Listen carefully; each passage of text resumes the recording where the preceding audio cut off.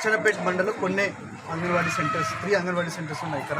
So 3 సెంటర్స్లో కంబైన్డ్గా ఈరోజు అక్షరాభ్యాసం అనేది ఈరోజు వాళ్ళ యొక్క పేరెంట్స్ సమక్షంలో వాళ్ళ అంగన్వాడీ టీచర్స్ అండ్ సిబ్బంది సమక్షంలో ఈరోజు ప్రారంభించడం జరిగింది.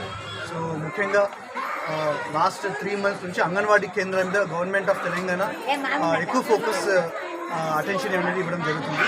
ముఖ్యంగా ప్రతి అంగన్వాడీ సెంటర్లో ఇంతకుముందున్న పద్ధతి కంటే ఇప్పుడు కొత్తగా ప్రైవేట్ ప్లే స్కూల్స్లో ఏవైతే ట్రెడిషనల్ లెర్నింగ్ మెథడాలజీ ఉందో వాటిని ఇన్కార్పొరేట్ చేసుకుంటూ అజీమ్ ప్రేమ్జీ ఫౌండేషన్ మరియు రిలయన్స్ అండ్ అదర్ ఎన్జిఓస్ వాళ్ళందరూ వివిధ రాష్ట్రాల్లో ఏవైతే బెస్ట్ ప్రాక్టీసెస్ ఉన్నాయో అవన్నీ ఇంక్లూడ్ చేసుకుంటూ ఒక బెస్ట్ కరికులం అనేది మన స్టేట్ గవర్నమెంట్ అనేది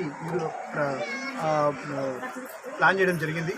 సో ఆ కరికులంలో భాగంగా ఆల్ అంగన్వాడీ టీచర్స్ అందరికి కూడా లాస్ట్ 1 మంత్లో అందరికీ ట్రైనింగ్ ఇవ్వడం జరిగింది.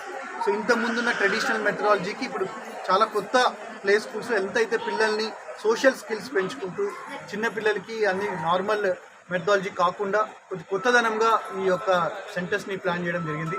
సో ఇప్పుడు ప్రతి అంగన్వాడీ సెంటర్ పేరు కూడా పూర్వ ప్రాథమిక శిక్షణా కేంద్రం, ప్రీ ప్రైమరీ ఎడ్యుకేషన్ మీద ఫోకస్ చేస్తూ ఇంతకుముందు anganwadi centres only nutrition food అనే కాకుండా ఇప్పుడు ప్రీ ప్రైమరీ ఎడ్యుకేషన్ పిల్లలకి నేర్పించడానికి కూడా ఫోకస్ చేస్తున్నాం.